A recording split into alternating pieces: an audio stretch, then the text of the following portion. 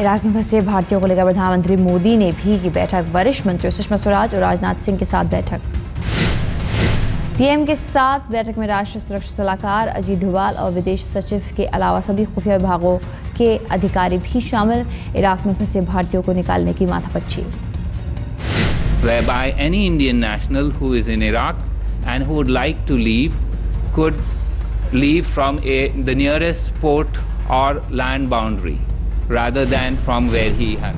प्रधानमंत्री के साथ बैठक के बाद विदेश मंत्री सुषमा स्वराज ने भी मंत्रालय के आला अधिकारियों के साथ मीटिंग। इराक से लोगों को निकालने के काम पर की बात। अगवा भारतीयों पर पीएम की बैठक पर बंधकों पर पीएम ने दी जानकारी। सैयद अकबरुद्दीन प्रवक्ता विदेश मंत्रालय सुषमा ने भी बुलाई अधिकारियों की बैठक। इराक में सभी हिंदुस्तानी सुरक्षित, विदेश मंत्रालय।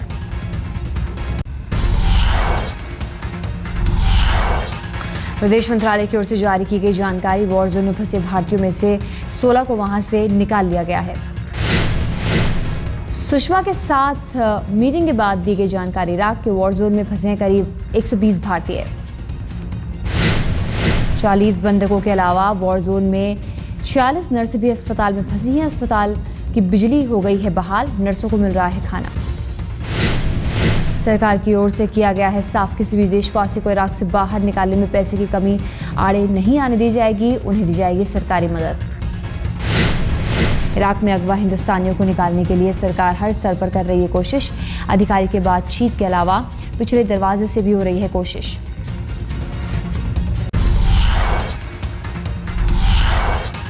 महाराष्ट्र के मुख्यमंत्री बदलने की खबर के बीच तेज हुई सियासत। बीती रात अहमद पटेल से मिले मुख्यमंत्री पृथ्वीराज चव्हाण। अहमद पटेल के घर पर करीब घंटे भर चली मुलाकात। विधानसभा चुनाव के मद्देनजर नेतृत्व बदलने की हुई थी बात। आज सोनिया गांधी से भी चव्हाण कर सकते हैं मुलाकात। सुशील शिंदे के मुद्दे पर बोले शरद पवार, अगर कांग्रेस शिंदे को सौंपती है कमान तो हमें कोई एतराज नहीं। विधानसभा चुनाव के मद्देनजर पवार ने दिए संकेत, आने वाले दिनों में एनसीपी के भीतर भी हो सकता है बदलाव।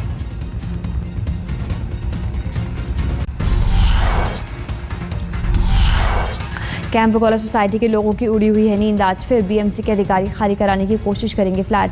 कल सोसाइटी में नहीं घुस पाए थे कर्मचारी।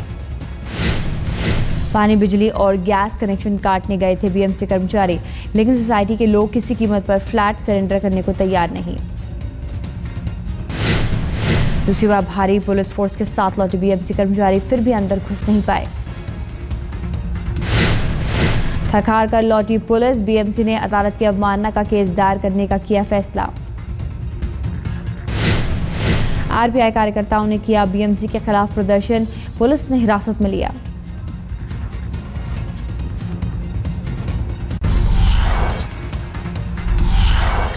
कैंप कॉलेज सोसाइटी के लोगों ने की हवन पूजा। हर जगह से निराश होने के बाद कर रहे हैं चमत्कार की उम्मीद।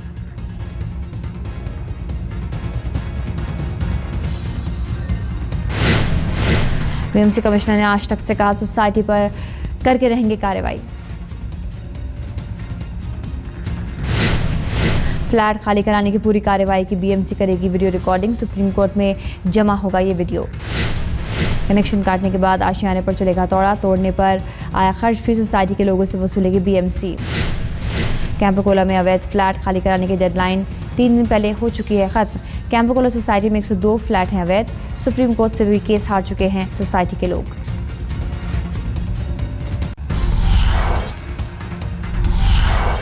कैंपकोला सोसाइटी के लोगों का समर्थन करने पहुंचे बीएमसी नेता शायना इंसी और किरीट सुमैया ने बीएमसी से की बात। कहीं ना कहीं सरकार को सोचना है, मुख्यमंत्री को सहानुभूति दिखाना है और उनका स्टैट्यूटरी पावर इस्तेमाल करना है। शहरी विकास मंत्री वेंकैया नायडू ने अधिकारियों से पूछा, कहा दिख रही है कोई मदद की गुंजाइश।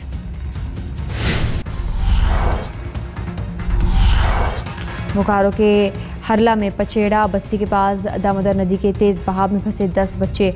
तेनूघाट डैम से अचानक पानी छोड़ने से बड़ा बहाव। नदी में नहाने उतरे थे कुल 11 बच्चे। एक बच्चे ने भागकर बचाई जान, बाकी बच्चों को बचाने में जुटे गांव वाले। दोपहर 12:30 बजे नदी में फंसे थे बच्चे। बच्चों के फंसे होने की खबर मिलने पर बंद किए गए डैम के दरवाजे। 2 घंटे बाद मौके पर पहुंचे स्थानीय प्रशासन के अधिकारी। प्रशासन ने नहीं बुलाई राहत बचाव की टीम।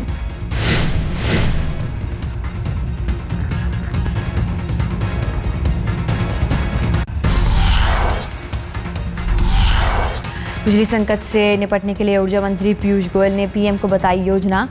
नरेंद्र मोदी को दिया प्रेजेंटेशन।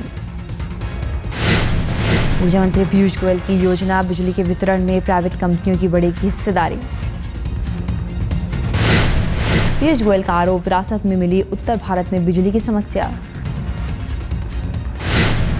पीयूष गोयल ने पीएम को बताया अगले 3 सालों में 70,000 मेगावाट बिजली उत्पादन का टारगेट। ऊर्जा मंत्री की योजना, गुजरात मॉडल की तर्ज पर होगा पावर सेक्टर का विकास।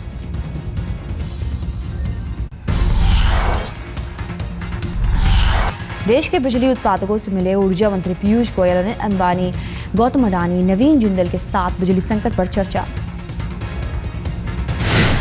बैठक में मौजूद थे कोयला और पर्यावरण मंत्रालय के अधिकारी। ऊर्जा मंत्री ने कहा बैंकों से मांगी जाएगी मदद। जो आधारभूत तकलीफें हैं, the issues which are more structural have been discussed. बैठक के बाद वित्त मंत्री से मिले पीयूष गोयल, बिजली उत्पादकों की मांगों पर वित्त मंत्रालय से मांगी मदद। बैठक के बाद वित्त मंत्रालय पहुंचे अनिल अंबानी, उनसे पहले पहुंचे थे नवीन जिंदल।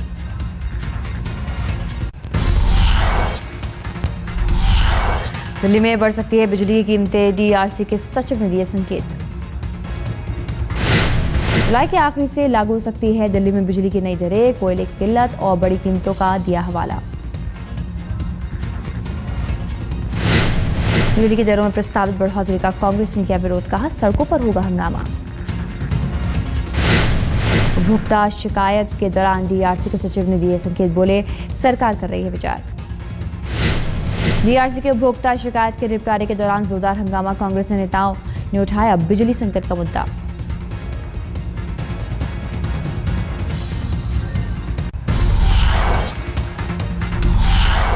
मोदी सरकार ने आम आदमी को दिया जोर का झटका, बजट से पहले रेल किराए में 14% से ज्यादा की बढ़ोतरी। माल भाड़े में भी बढ़ोतरी, 6.5% बढ़ेंगे माल ढुलाई के दर। 25 जून से लागू होंगे किराए और माल भाड़े में बढ़ोतरी की नई दरें, रेल मंत्री की दलील, जरूरी था फैसला। रेल मंत्री सदानंद गौड़ा की दलील, पिछली सरकार के अंतरिम बजट में प्रस्तावित दरों को लागू करने के लिए हुआ मजबूर। बीजेपी ने भी दी अजीबोगरीब दलील, शाहनवाज बोले पिछली सरकार के फैसले को लागू किया।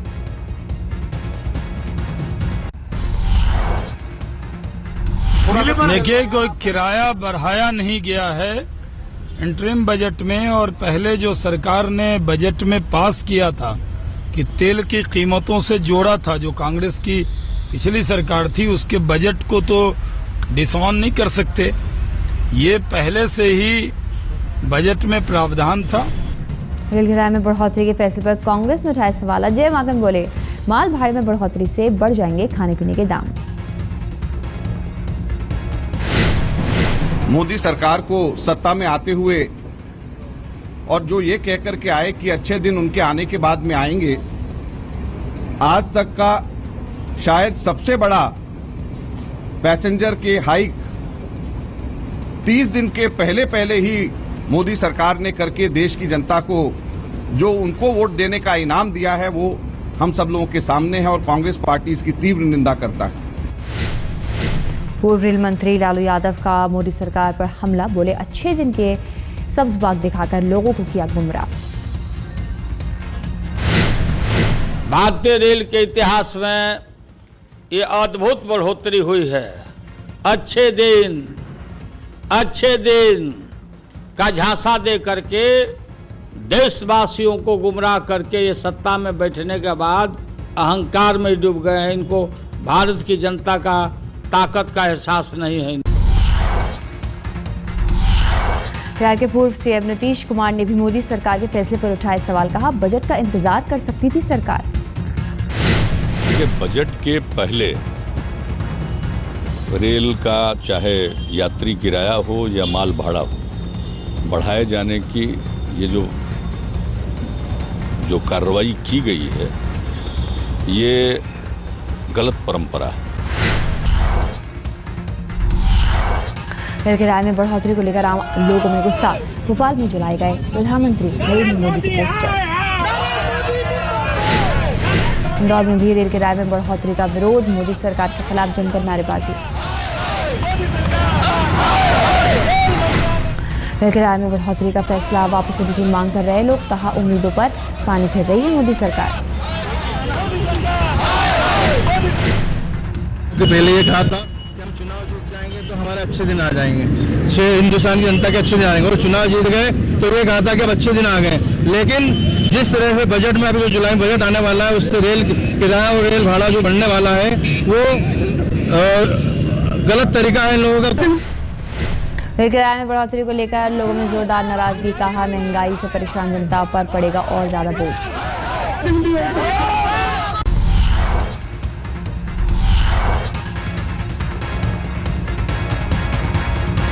खाली खजाने पर पूर्व वित्त मंत्री चिदम्बरम ने पीएम मोदी पर किया पलटवार, कहा यूपीए ने छोड़ा था भरपूर खजाना।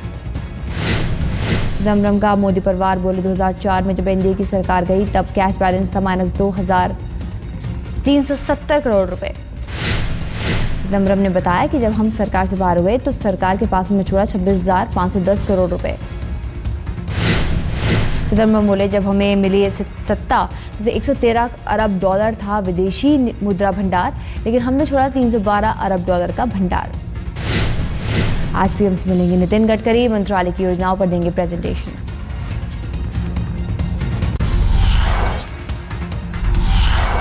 प्रधानमंत्री ने मंत्रियों को दिए निर्देश, हर हाल में यूपी सरकार से जुड़े अधिकारियों को दूर रखें। आज तक के पास मौजूद है चिट्ठी। 19 जून को कार्मिक विभाग ने जारी किया चिट्ठी, पीएमओ की ओर से जारी किया गया है आदेश। चिट्ठी में लिखा पिछली सरकार में मंत्रियों के साथ रहे स्टाफ को नहीं मिलेगी जगह। चिट्ठी में लिखा गया जिस अधिकारी ने एक दिन भी यूपीए के मंत्री के साथ काम किया उसे नहीं मिलेगी सरकार में जगह। कई मंत्रियों के पीएस को लेकर हुआ था विवाद, पीएमओ ने अटकाए थे रोड़े।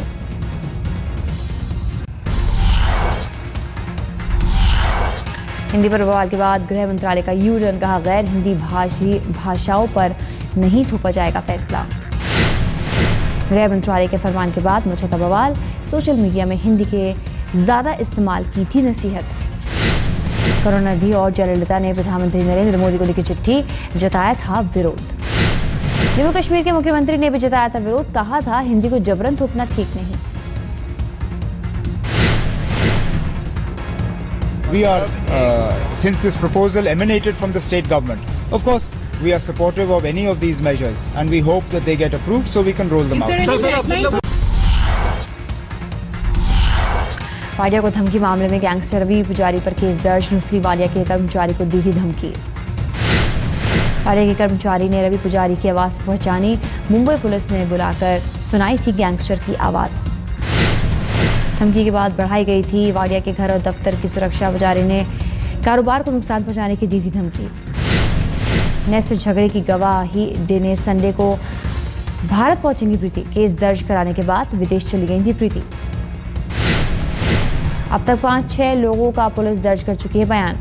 किंग्स 11 पंजाब टीम के सीईओ और टीम से जुड़े दूसरे लोगों का भी दर्ज होगा बयान।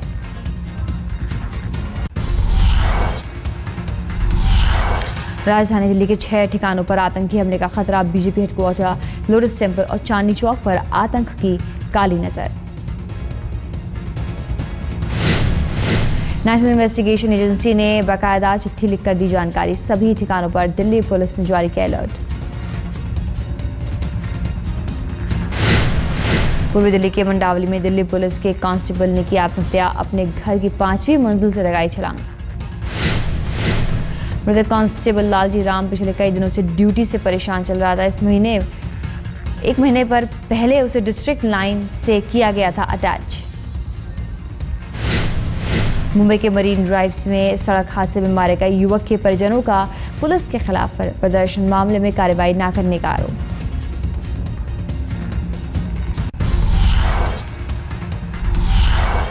फीफा वर्ल्ड कप में कोस्टा रिका ने किया बड़ा उलटफेर, 4 बार के चैंपियन इटली को 1-0 से हराकर प्री क्वार्टर फाइनल में बनाई जगह।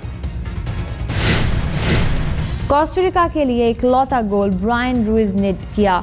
कोस्टारिका ने वर्ल्ड रैंकिंग की टॉप 10 में शामिल इटली और उरुग्वे को हराया है। उसके पास अब कुल 6 अंक हैं। वर्ल्ड कप ग्रुप ई के मैच पर फ्रांस ने स्विट्जरलैंड को 5-2 से पीटा। इसके साथ ही फ्रांस ने अंतिम 16 में जगह बना ली है। ग्रुप ई के दूसरे मैच में इक्वाडोर ने होंडुरास को 2-1 से हरा दिया। इक्वाडोर ने पहला गोल 34वें और दूसरा गोल 65वें मिनट में दागा। विराट कोहली को बांग्लादेश के खिलाफ 3 मैचों की सीरीज में नहीं खेलने का खामियाजा भुगतना पड़ा। आईसीसी की वनडे बल्लेबाजी रैंकिंग में नंबर 2 पर सरके।